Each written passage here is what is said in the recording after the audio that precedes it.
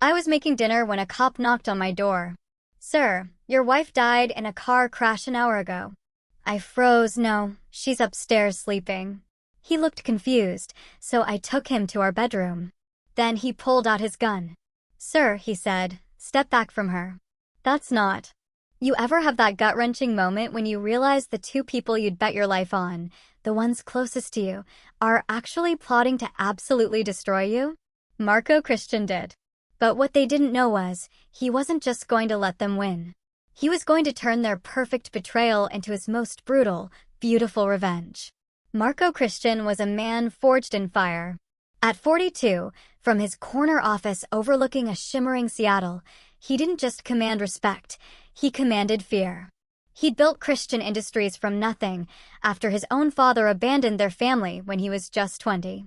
While other kids were messing around, Marco was relentlessly working, planning, building. By 25, he was a tech millionaire. By 35, he was a titan married to Jenny, a stunning brunette who seemed genuinely impressed by his ambition. But that day, when his secretary announced, "Sir, your wife called about dinner tonight," a barely perceptible tension tightened his jaw. Jenny, his wife of 16 years, mother to their 14-year-old daughter, Casey, the woman who once adored him, now felt like a business appointment. He'd built an empire, seen potential in everyone, even Wesley Stratton, his charming, 6-foot-tall business partner, giving him 40% of the company. But Marco knew, deep down, that success could breed complacency, and complacency, well, that often bred betrayal. His phone buzzed. It was Wesley. Emergency meeting tomorrow, need to discuss the Henderson contract. A familiar chill ran down Marco's spine. That evening, Jenny was in the kitchen, wearing a black dress that hugged her curves just a little too perfectly for a quiet dinner at home. He kissed her cheek, and she stiffened ever so slightly. "You look beautiful," he said, trying to gauge her reaction. "Thank you. How was your day?" Her cheerfulness felt forced, grating on his nerves.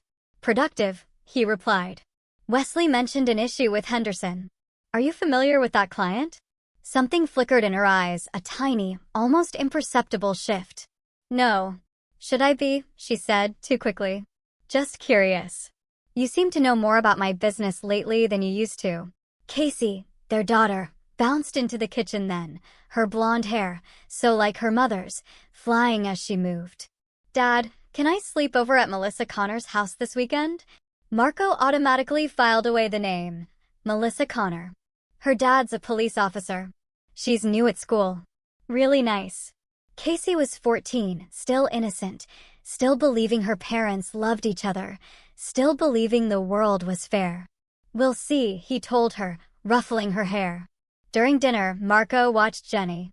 She checked her phone 3 times, each time trying to hide it. When she excused herself to the bathroom, she took her purse and her phone. He sat in his study later, a glass of Macallan in hand. He'd built his empire on information being power, yet he'd been blind in his own home. The next morning, he called his younger brother, Gerald, a private investigator in Portland. "I need you to look into something," Marco said without preamble. "My wife, discreetly, and Wesley Stratton." There was a pause. "Marco," Gerald said, "are you sure you want to go down this road? Just do it." 3 days later, Gerald sat across from him in Marco's study. A manila folder lay between them like a loaded weapon. "You're not going to like this," Gerald said, his voice heavy. Marco's face remained impassive as he opened it. Photos spilled out, Jenny and Wesley at a hotel, kissing in Wesley's car, entering an apartment Marco didn't recognize. "This has been going on for 8 months, Gerald explained quietly. "There's more. They've been planning something. I followed Wesley to a meeting with a guy named Tommy Travis. He's got connections for new identities, false documents." Marco's fingers drummed against his desk, the only sign of the rage building inside him. "Go on." "I think they're planning to disappear together. Wesley's been slowly liquidating assets, converting them to cryptocurrency. And Jenny." Gerald hesitated. "She's been photographing documents from your home office. Your insurance policies, business contracts, offshore accounts, everything worth stealing." Marco walked to his safe, pulling out several files. They'd been moved subtly, but Marco noticed everything. How much does Wesley have access to between his partnership share and what Jenny's feeding him? Potentially everything. Your entire fortune. Marco's laugh was cold, empty. And my wife thinks she can betray me and walk away rich with my business partner, no less. Marco, what are you thinking? Gerald asked. I'm thinking, Marco said, pouring himself another drink, that they've made a fatal error in judgment. They think I'm just another successful businessman they can manipulate and rob. Gerald shifted uncomfortably. You can divorce her. Cut Wesley out of the business. No. Marco's voice cut through the air like a blade. They've declared war on me. And in war, the only acceptable outcome is total victory. Over the next week, Marco maintained his normal routine, a meticulous hunter gathering intelligence. He installed hidden cameras, hired a tech expert to monitor Jenny's phone, and had Wesley followed around the clock. The picture that emerged was even worse. Not only were they planning to rob him blind, but they'd also recruited Ivan Graham, his accountant of 6 years, to help hide assets and prepare for their escape. The plan was chillingly simple. Jenny would fake her own death in a car accident. The insurance payout would be enormous. With Marco devastated by grief, Wesley would gradually transfer business assets offshore. By the time anyone realized what happened, the three of them would be living comfortably in a non-extradition country. But they'd underestimated Marco Christian. They saw a successful businessman who'd gotten soft with age and wealth. They didn't see the 12-year-old boy who'd sworn no one would ever abandon or betray him again. Marco's plan began to form, not just to stop them, but to destroy them so completely that their betrayal would serve as a lesson to anyone else who might cross him. Marco's first move was to contact Melissa Connor, a former military police officer turned private security consultant. Small, blonde, deceptively innocent-looking, she was perfect for what he had in mind. I need someone who can play dead convincingly, he told her during their meeting. Melissa raised an eyebrow. That's an unusual request, Mr. Christian. I'm willing to pay $50,000 for 1 day's work. I'm listening. Marco explained a carefully edited version of the truth. His wife was planning to fake her death to steal his money, and he wanted to turn the tables on her. So, you want me to pretend to be your wife's body? Exactly. You'll play the victim of a car accident. A medical examiner who owes me a favor will declare you dead. Meanwhile, my wife will be safely secured elsewhere, very much alive, watching her perfect plan crumble. Melissa studied him. And then what? Then she faces the consequences of her choices. The next phase required manipulating his own security system, controlling what was recorded. He also had a secret, soundproof room built in the basement, comfortable enough for a long stay. Wesley played right into Marco's hands, suggesting they accelerate their timeline when he learned Marco was planning to review all business partnerships. The car accident is set for this Friday, Wesley told Jenny during a phone call Marco was monitoring. Tommy has everything arranged. You crash the car, I create the scene, you slip away. By the time anyone figures out the body isn't yours, we'll be long gone. But Marco had already intercepted Tommy Travis, offering him double what Wesley was paying to switch sides. Now Tommy worked for Marco, ready to execute a very different plan. Friday morning arrived, gray and rainy. Jenny kissed Marco, her lips like ice against his cheek. I'll see you tonight, she said. Her last lie. Marco spent the day putting the final pieces in place. He had Ivan Graham's office searched, finding evidence of embezzlement that would send the accountant to prison. He had Wesley's apartment bugged, his communications monitored. At 4 p.m., Marco received the call he'd been expecting. It's done, Tommy said. Your wife's car is wrapped around a tree on Highway 18. But Jenny Christian never touched the steering wheel. Instead, she was unconscious in the back of Tommy's van, drugged during what she thought was a final meeting. She would wake up in Marco's basement, very much alive, but completely at his mercy. Meanwhile, Melissa Connor lay in the wreckage of Jenny's car, her body positioned to hide her face, waiting for the police. Marco Christian smiled, put on his most grief-stricken expression, and headed home to play the devastated widower. The real performance was about to begin. Marco was in the kitchen, setting the table for their anniversary dinner when the knock came. He'd been preparing for this moment for weeks, rehearsing his reactions, perfecting his performance. Officer Bruce Jackson stood at the door, uniform crisp despite the rain. "Mr. Christian, I'm Officer Jackson with the Bellevue Police Department." Marco's face immediately showed concern. "Is everything all right, officer?" "Sir, I'm afraid I have some very difficult news. Your wife was in a fatal car accident an hour ago." Marco's carefully crafted expression of shock and disbelief would have won an Academy Award. His face went pale, his hand gripped the door frame. His voice cracked perfectly. No, that's impossible. She's upstairs asleep. She had a headache and went to lie down." Officer Jackson exchanged a glance with his partner. "Sir, I understand this is difficult to process, but we found her vehicle wrapped around a tree on Highway 18. The medical examiner has confirmed." "No." Marco's voice carried just the right note of desperate denial. "She's here. She's upstairs in our bedroom. I'll show you." He led the officers through the house, his steps urgent and desperate, a flawless performance of a man clinging to hope. "Jenny," he called out as they climbed the stairs. "Jenny, wake up. There are police officers here with some mistake about you being in an accident." The master bedroom door was slightly ajar. Marco pushed it open, letting the officers see into the room first. On the bed, under the covers, was a feminine form, blonde hair spread across the pillow, face turned away. "See?" Marco's voice was thick with relief and vindication. "She's right here. She's just sleeping." But as they approached, Officer Jackson's hand moved instinctively to his weapon. He'd seen enough crime scenes. "Sir," he said, his voice carefully controlled, "step away from her." The figure wasn't breathing, wasn't moving at all. Officer Jackson drew his weapon. "Sir, step back now." Marco's expression shifted from relief to confusion to dawning horror. Another perfect performance. "What's wrong? What are you doing?" Jackson approached the bed carefully, his gun trained on the motionless figure. When he reached out for a pulse, his hand found cold, waxy skin. It was a mannequin. A life-sized, incredibly realistic mannequin, dressed in Jenny's clothes, wearing her jewelry, with a blonde wig styled exactly like her hair. "Mr. Christian," Jackson said, his voice now official and cold.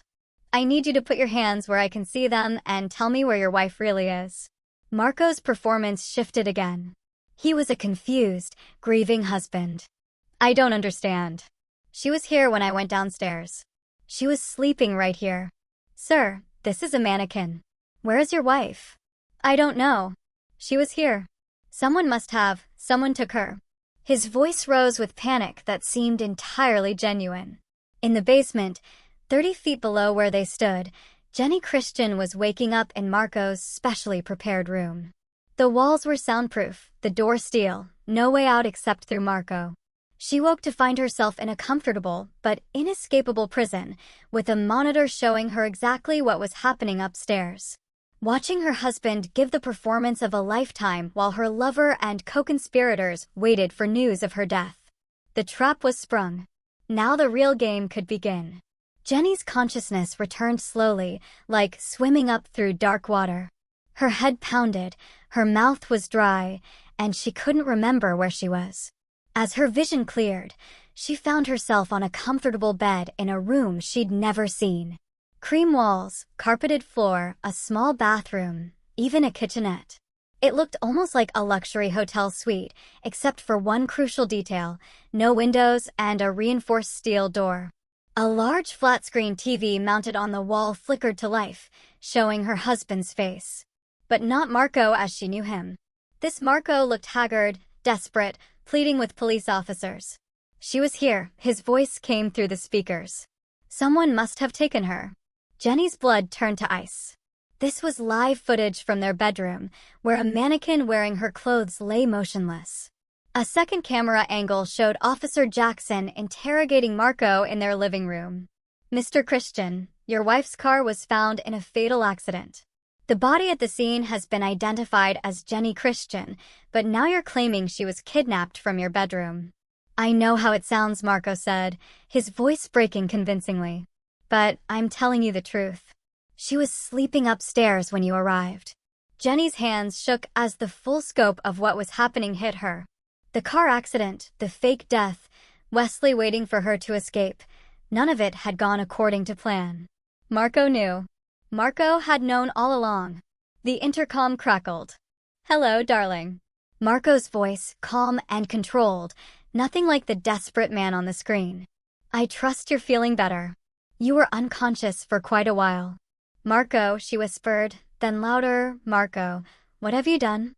"I've given you exactly what you wanted, Jenny. You wanted to disappear, to leave your old life behind. Consider this your fresh start. Let me out of here." "I'm afraid that's not possible. You see, according to the world, Jenny Christian died in a car accident this afternoon. There's even a body to prove it. Well, close enough for the initial investigation." On the screen, she watched Wesley's BMW pull into their driveway. He got out, his face a mask of concern and grief, ready to play the supportive business partner. "Wesley's here," Marco continued through the intercom. "He's come to comfort me in my time of grief. Isn't that touching?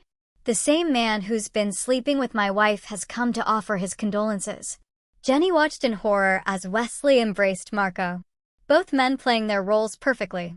Wesley had no idea his lover was very much alive, watching from her underground prison. "You're insane," Jenny said. "I'm thorough," Marco corrected. "Did you really think you could steal 16 years of my life, rob me blind, and just walk away? Did you think I'd never find out about the offshore accounts, the false identities, the insurance fraud?" Wesley was now in their living room, talking to the officers. "Marco, I can't believe this happened. If there's anything I can do." "He doesn't know, does he?" Marco's voice held dark amusement. "Wesley still thinks you're dead. Still thinks his plan worked perfectly. He's probably wondering why he hasn't heard from you yet, but he'll assume you're being cautious. This is kidnapping. Murder. They'll figure it out. Will they? The police have a body, a car accident, a grieving husband who clearly had nothing to do with it since he was home preparing dinner. Wesley will even provide my alibi. He spoke to me an hour before the accident. Can confirm I was home cooking." The camera showed Gerald Christian arriving. Marco's brother, there to provide family support. Jenny had always liked Gerald, thought he was the more reasonable brother. "Even Gerald's playing his part," Marco said, as if reading her thoughts. "He's quite the actor when properly motivated." "Gerald's helping you?" "Gerald understands family loyalty, something you never learned." Over the next 2 hours, Jenny watched a parade of people come to offer condolences. Neighbors, business associates, even Casey's friends' parents. Everyone believed Jenny Christian was dead, and they all witnessed Marco's grief-stricken performance. Casey herself was at her friend Melissa Connor's house, conveniently away from the chaos, being told the devastating news by phone. "Our daughter," Jenny said. "You're letting her think I'm dead. Our daughter will be fine. Better than fine. She'll inherit everything that would have been yours, plus the insurance money. She'll be very wealthy, and she'll never know her mother was a cheating thief." "Marco, please." "The real question," Marco interrupted, "is what happens to you now? You wanted a new identity, a fresh start. I'm prepared to give you that, but it won't be the comfortable retirement in Costa Rica you were planning with Wesley." On the screen, Wesley was saying goodbye to Marco, promising to help with funeral arrangements, to be there for whatever Marco needed. The concern in his eyes looked almost genuine. "He's good," Marco said. "I'll give him that. If I didn't know better, I'd almost believe he actually cared about you." As the police and visitors finally left, Jenny watched Marco close the front door and slump against it, dropping his grief-stricken mask for the first time all day. The smile that spread across his face was cold and predatory. He looked directly into the camera. "Phase 1 complete," he said. "Now the real fun begins." 3 days after Jenny's death, Wesley Stratton sat in his downtown Seattle office, staring at his encrypted phone. No messages from Jenny, no confirmation that she'd reached the safe house Tommy Travis had arranged. Nothing. She should have contacted him by now. Her silence was beginning to worry him. A knock on his door interrupted his thoughts. Marco stood in the doorway, looking haggard and hollow-eyed, the picture of a grieving widower. "Marco," Wesley said, standing quickly. You shouldn't be here. You should be home resting. I can't just sit in that house, Marco replied, his voice barely above a whisper. Everything reminds me of her. I need to work. Need something to occupy my mind. Wesley nodded sympathetically, even as he mentally calculated how this could work to his advantage. A distracted, grieving Marco would be easier to manipulate. What Wesley didn't know was that Marco had been monitoring his communications for weeks. Every encrypted message, every phone call, every meeting with co-conspirators. Marco had seen it all. In her underground prison, Jenny watched the interaction on her monitor, seeing Wesley's false concern for the husband of the woman he claimed to love. She'd been watching for 3 days now, seeing how easily he slipped into his role as the supportive friend. Quite the performance, Marco's voice came through her intercom. I'm almost impressed by his acting ability. Almost. He doesn't know where I am, Jenny said. He thinks I escaped. Yes, he does. And that uncertainty is eating at him. Watch his hands. See how he keeps checking his phone. He's desperate for word from you. On the screen, Wesley was indeed fidgeting, stealing glances at his phone. Marco, Wesley said carefully, I know this is difficult, but have you thought about the business? The Henderson contract still needs attention, and there are some financial decisions that can't wait. I trust you to handle it, Marco said. You've been such a good friend, Wesley. I don't know what I'd do without you. Wesley's smile was warm and genuine, or it would have seemed genuine to anyone who didn't know what Marco knew. We'll get through this together, Wesley said. Jenny wouldn't want you to give up on everything you've built. You're right, Marco agreed. She'd want me to fight to keep building the empire we started together. That afternoon, Marco's next move began. Ivan Graham, the accountant helping Wesley embezzle funds, received an unexpected visit from federal agents investigating financial irregularities at several Seattle businesses. Mr. Graham, Agent Stephanie Hogan said, sitting across from Ivan. We've received information suggesting that several business accounts have been manipulated over the past 6 months. Ivan's face went pale. I don't know what you're talking about. Really? Because our forensic accountants have found a very interesting trail of transactions, money moving between accounts, cryptocurrency purchases, offshore transfers, all traced back to companies you manage. Agent Hogan slid a folder across the desk. That's just the beginning. We've also found evidence suggesting you've been working with others to systematically drain assets from Christian industries. This is impossible. Ivan stammered. I would never. The evidence says otherwise. Now, you can cooperate with our investigation and help us understand who else is involved, or you can become the fall guy for the entire operation. Your choice. What Ivan didn't know was that Stephanie Hogan wasn't a federal agent at all. She was another of Marco's hired actors, and the evidence was carefully constructed to look authentic, while actually proving nothing illegal on Marco's part. But the psychological pressure was working. Within an hour, Ivan was ready to confess everything, implicating Wesley Stratton as the mastermind. In her prison, Jenny watched security footage of Ivan's breakdown with growing horror. You're framing them, she said. I'm revealing their true nature, Marco corrected. Ivan was stealing from me. Wesley was planning to steal millions. I'm simply accelerating the timeline. They'll figure out those aren't real federal agents. Will they? By the time anyone thinks to verify Agent Hogan's credentials, Ivan will have already confessed to multiple felonies. And Wesley? Wesley will be so busy trying to cover his tracks that he won't notice the trap closing around him. That evening, Wesley received a frantic call from Ivan. They know everything. The feds. They have evidence about the accounts, about the money transfers. I think someone tipped them off. Wesley's blood ran cold. What did you tell them? Nothing yet, but they're coming back tomorrow with a warrant. Wesley, if they trace this back to you. Calm down, Wesley said, though he was anything but calm himself. Let me think. But thinking was exactly what Marco wanted Wesley to do. Every moment Wesley spent worrying about the investigation was a moment he wasn't trying to contact Jenny or wondering why their perfect plan had gone silent. On her monitor, Jenny watched Wesley pace his apartment like a caged animal, making frantic phone calls to lawyers and checking his escape routes. He's abandoning you, Marco observed. The moment he thinks he might get caught, Thoughts of rescuing you disappear entirely. That's the man you threw away 16 years of marriage for. Stop it. Look at him, Jenny. Really look. He's not trying to find you. He's not worried about your safety. He's only concerned about saving himself. As if to prove Marco's point, Wesley's next call was to Tommy Travis, but not to ask about Jenny's whereabouts. Instead, he was demanding a new identity for himself, wanting to disappear immediately. My wife is dead, Jenny whispered, watching the man she'd risked everything for abandon her without a second thought. No, Marco said softly. Jenny Christian is dead. But you're something new. Now the question is, what do you want that something to be? The trap was working perfectly. Wesley was panicking, making mistakes, burning bridges in his desperate attempt to escape. And soon, Marco would spring the final phase of his revenge. The one that would destroy not just Wesley's life, but everything he'd ever hoped to build on the ruins of Marco's marriage. 1 week after Jenny's supposed death, Wesley Stratton made his fatal mistake.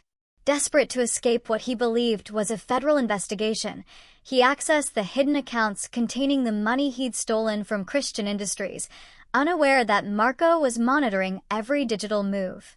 The moment Wesley began transferring funds to his escape account in the Cayman Islands, Marco struck. In her underground room, Jenny watched the security monitors as police cars surrounded Wesley's apartment building. But these weren't Marco's hired actors. These were real Seattle Police Department officers, armed with genuine warrants. How? She whispered. Wesley just moved $2.3 million in stolen funds across international borders, Marco's voice explained through the intercom. That's federal wire fraud, money laundering, and theft. I simply provided the evidence to the appropriate authorities. On the screen, Officer Bruce Jackson, the same officer who'd responded to Jenny's accident, led the team that broke down Wesley's door. Wesley Stratton, you're under arrest for embezzlement, wire fraud, and conspiracy to commit theft, Jackson announced as Wesley was handcuffed in his pajamas. This is insane. I haven't done anything wrong. But the evidence was overwhelming. Marco had meticulously documented every illegal transaction, every stolen dollar, every false document. Wesley's own greed had provided the rope for his hanging. The beautiful part, Marco continued, is that in trying to escape with his stolen money, Wesley proved he's guilty of everything I'm accusing him of. No jury in the world will believe his claims of innocence.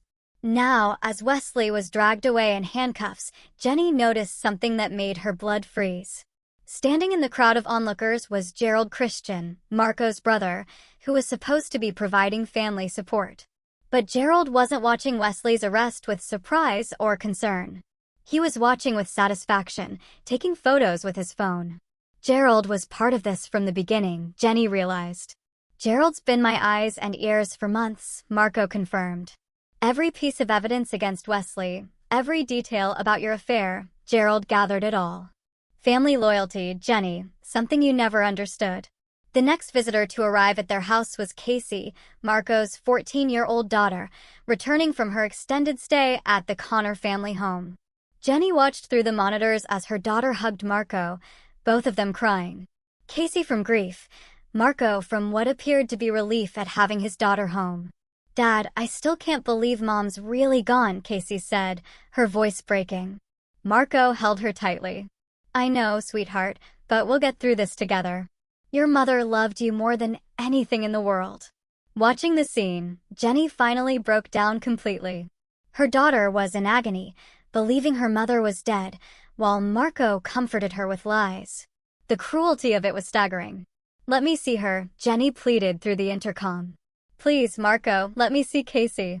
Casey is mourning her mother, Marco replied coldly. Jenny Christian is dead. Remember? You made that choice when you decided to fake your death and abandon her. I wasn't abandoning her. The plan was to bring her with me once everything settled down. The plan was to steal $50 million and disappear, leaving me and Casey to deal with the aftermath. Don't rewrite history now that you're caught. Over the following days, Jenny was forced to watch as her carefully constructed life continued without her. Casey returned to school, treated with sympathy. Marco played the devoted single father, taking time off work. Meanwhile, Wesley's arrest made headlines. Local business partner arrested in massive embezzlement scheme, read the Seattle Times. The article detailed how Wesley Stratton had allegedly stolen millions from Christian Industries. What it didn't mention, what no one except Marco knew, was that much of this stolen money had actually been moved by Marco himself, creating a paper trail leading directly to Wesley's accounts. "You framed him," Jenny said during one of their daily conversations. "I exposed him," Marco corrected. "Wesley was stealing from me. Maybe not millions, but he was embezzling. The cryptocurrency accounts were real. The offshore transfers were real. I simply enhanced the evidence." "Enhanced?" "You manufactured evidence. I documented his crimes. The fact that I moved some of my own money to make the case stronger doesn't change, though.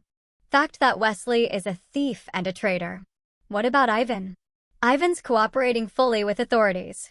He's provided detailed testimony about Wesley's embezzlement scheme in exchange for a reduced sentence. 5 years in minimum security instead of 20 in federal prison. He's quite grateful." Jenny realized with growing horror that Marco had orchestrated everything with surgical precision. Wesley would go to prison for decades. Ivan would serve a manageable sentence. And Marco would emerge as the victim, the betrayed friend who'd lost both his wife and his business partner. "And what about me?" she asked. "What's my role in this masterpiece?" "You, my dear, are the tragic victim whose death exposed their crimes. If you hadn't died in that car accident, Wesley might have stolen everything I owned. Your death saved the company, protected Casey's inheritance, and revealed the truth about the people I trusted. I'm not dead. Jenny Christian is dead. Her body was buried yesterday in a beautiful ceremony. Casey threw a rose on the casket, and I gave a eulogy about how much I loved my wife, despite her flaws." Jenny stared at the monitor in shock.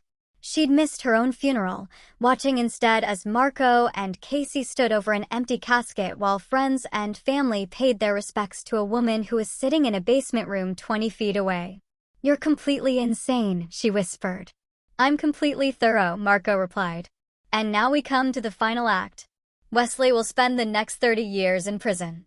Ivan will serve his 5 years and disappear. Casey will inherit everything and never know her mother was a criminal. And you? What about me? You get to choose. I can make Jenny Christian's death permanent, a tragic accident that ended a beautiful marriage. Or you can live, but as someone else entirely. New identity, new life, new everything. But if you choose to live, you do so knowing that returning to your old life means destroying Casey's future and revealing that her beloved mother was a thief who faked her own death." The weight of the choice crushed down on Jenny. She could expose Marco's elaborate revenge and return to her daughter, but only by destroying Casey's image of her mother and potentially implicating herself in Wesley's crimes. Or she could disappear forever, letting Casey believe her mother died loving her, preserving her daughter's inheritance and innocence. "Choose carefully," Marco said, "because this is the only choice you'll get." 2 weeks after her supposed death, Jenny Christian made her decision. She requested a face-to-face meeting with Marco, the first time they would be in the same room since her imprisonment began. Marco entered her underground room carrying a chair, which he placed carefully across from where she sat on the bed. He looked different, leaner, harder, as if the past month had stripped away any softness he'd once possessed.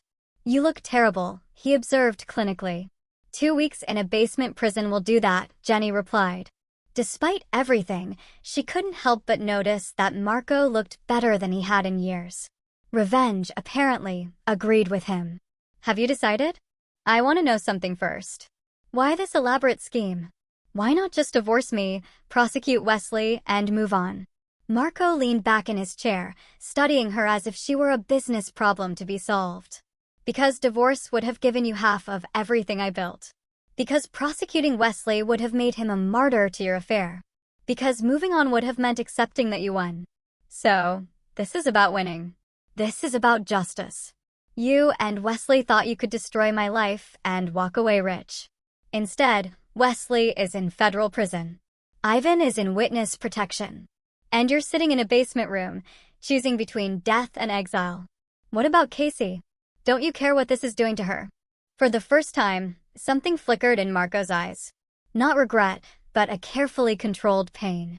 Casey is better off believing her mother died than knowing her mother was a criminal. She'll inherit everything now, be raised by a father who actually loves her, and never have to learn that the woman who gave birth to her was willing to abandon her for money. I wasn't abandoning her. The plan was to steal $50 million and disappear to a non-extradition country. Don't insult my intelligence by claiming you were going to send for Casey later. Jenny fell silent. In her heart, she knew he was right. The plan had always been about escaping with Wesley, and Casey had been an afterthought. I've made my decision, she said finally. And I choose exile. But I have conditions. Marco raised an eyebrow. You're hardly in a position to negotiate. You want me gone permanently. I can give you that, but I want regular updates on Casey. Photos, school reports, confirmation that she's happy and healthy. I want to know my daughter is thriving, even if I can't be part of her life. Agreed. Anything else? I want to know that she'll never learn the truth about me. Promise me that whatever story you tell her about why I died, it's something she can live with, something that won't destroy her memory of me. Marco nodded slowly. She believes you died instantly in the accident, that you didn't suffer. She believes you loved her more than anything in the world, and that your last words were about how proud you were of her. Tears started flowing down Jenny's face. Thank you. Don't thank me yet. Your new identity comes with strict rules. You'll live in a small town in Montana under the name Bethany Hickman. You'll work as a bookkeeper for a family-owned business. You'll have a modest apartment and a used car. You'll never contact anyone from your old life. Never try to research Casey or me. Never attempt to return to Seattle. And if I break these rules, then evidence will surface proving that Jenny Christian wasn't killed in an accident. She faked her death as part of Wesley Stratton's embezzlement scheme. Casey will learn that her mother was a criminal who abandoned her. The insurance money will be recovered, Casey's inheritance will be frozen, and you'll spend the rest of your life in federal prison. The brutality of the trap was perfect. Marco had ensured that any attempt by Jenny to reclaim her old life would destroy the daughter she was trying to protect. You've thought of everything, haven't you? I always do. 3 days later, Jenny found herself in the passenger seat of Gerald Christian's pickup truck, driving through the Montana countryside toward her new life.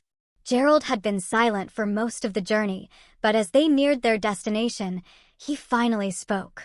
You know he still loves you, Gerald said quietly. Funny way of showing it. Marco doesn't forgive.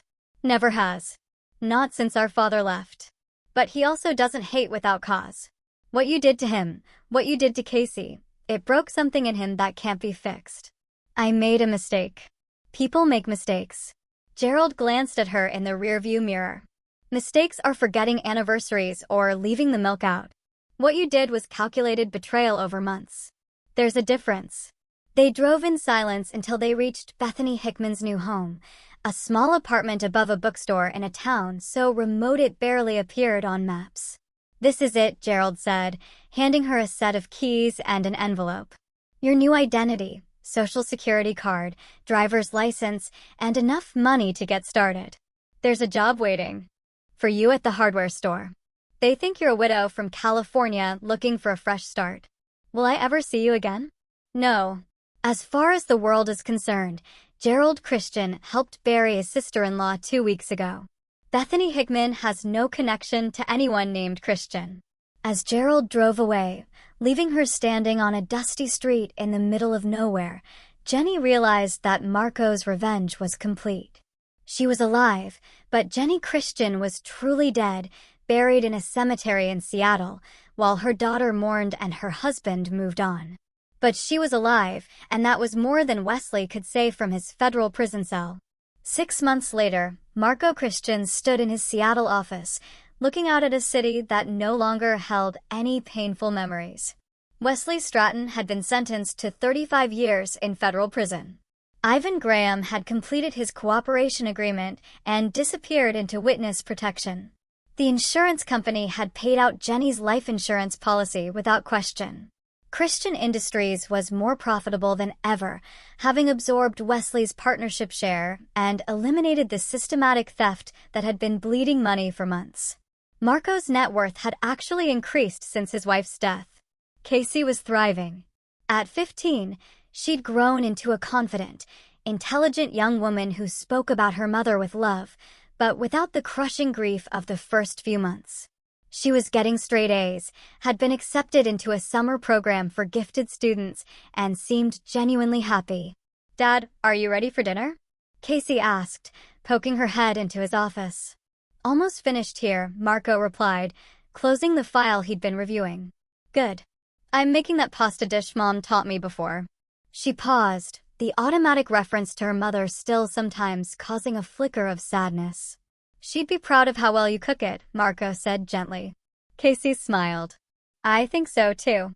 As they walked to the kitchen, Marco reflected on how completely his life had been reconstructed. He'd eliminated every trace of betrayal, protected his daughter's future, and ensured that those who tried to destroy him were permanently neutralized. In Montana, Bethany Hickman finished her shift at Rocky Mountain Hardware and walked the 3 blocks to her small apartment. She'd lost 20 pounds. Her hair was shorter and darker now, and she dressed in simple clothes that would have horrified the fashion-conscious Jenny Christian. But she was surviving. The work was honest.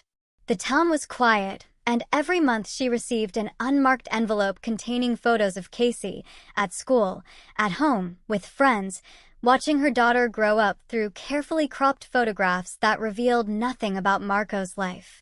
Casey looked happy. That was all that mattered. Bethany had tried once to research news about Seattle online. Within hours, her internet service had been cut off, and a man in a suit had appeared at her door with a reminder about the terms of her agreement. She never tried again. Some evenings she would sit on her apartment's small balcony and wonder if she could have made different choices. If she could have been satisfied with the life she'd had instead of risking everything for something more exciting. But those thoughts led nowhere productive. Jenny Christian had made her choices, and Bethany Hickman lived with the consequences. Meanwhile, in Seattle, Marco had begun dating again, carefully, selectively, with women who understood that his daughter came first and that he wasn't interested in anything casual.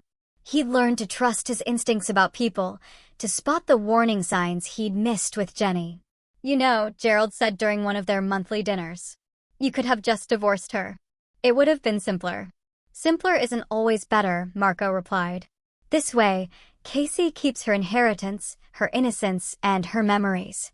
Wesley and Ivan face actual consequences for their crimes, and I never have to worry about any of them returning to hurt my family again." "And you're okay with the fact that she's still alive out there?" Marco considered this. "She's not alive. Jenny Christian is dead. There's a woman in Montana who looks like her, but Jenny Christian died in that car accident, just like everyone believes." That's a very clinical way of looking at it. I'm a clinical person. It served me well. As the months turned into years, the story of Marco Christian's tragic loss became just another piece of Seattle business folklore. The successful entrepreneur who'd lost his wife in a car accident discovered his business partner's betrayal, but emerged stronger than ever while raising his daughter alone. Casey graduated high school as valedictorian and was accepted to Stanford with a full scholarship. She decided to study business, wanting to eventually join her father's company. "I want to build on what you and Mom started," she told Marco during her graduation party. "She'd be incredibly proud," Marco said, and meant it. In Montana, Bethany Hickman read about Casey's graduation in the newspaper clipping that arrived with her monthly photos. She cried for hours. Tears of pride, grief, and acceptance all mixed together. Her daughter was successful, happy, and loved. That had to be enough. Marco's revenge was complete, not because he destroyed his enemies, but because he'd built something better from the wreckage they'd tried to create. Casey would inherit an empire, never knowing her mother had tried to steal it. Wesley would spend his best years in prison, never knowing the woman he'd loved was still alive. And Jenny would spend her life watching from a distance as the family she'd abandoned thrived without her. It was, Marco reflected, perfect justice. Not mercy, not forgiveness, but perfect, inescapable justice. And for a man who'd learned at 12 years old that the world was cruel and unforgiving, perfect justice was the only victory that mattered. 5 years after Jenny Christian's death, Marco stood at his daughter's college graduation, watching Casey accept her business degree with honors. She was beautiful, brilliant, and completely innocent of the darkness that had once threatened to destroy their family. In the audience, he noticed a woman with short dark hair watching from the back row, wearing sunglasses and a baseball cap. For just a moment, their eyes met across the crowded auditorium. Bethany Hickman had broken the rules one last time, traveling across the country to see her daughter graduate. It was a risk that could destroy everything, but she had to see Casey's triumph with her own eyes. Marco could have had her arrested, could have exposed everything, and destroyed Casey's image of her mother forever. Instead, he simply nodded once, an acknowledgement that this moment belonged to both of them, regardless of everything that had come between them. Then, Casey was walking across the stage, accepting her diploma, and the moment passed. When Marco looked back, the woman in the baseball cap was gone. Later that evening, as Casey celebrated with her friends, Marco received a single text message from an unknown number. "Thank you." He deleted it immediately and never heard from Bethany Hickman again. Marco Christian had won completely, but he'd also learned that even perfect revenge could contain moments of imperfect mercy. It was perhaps the only lesson Jenny had left to teach him. The war was over. The victory was total. And somewhere in Montana, a woman who had once been his wife was learning to live with the consequences of betraying the one man who never forgave and never forgot. But their daughter would never know any of this. Casey Christian would inherit everything, believing her parents had loved each other, and that her mother had died believing in her daughter's potential. In the end, that was the only victory that truly mattered.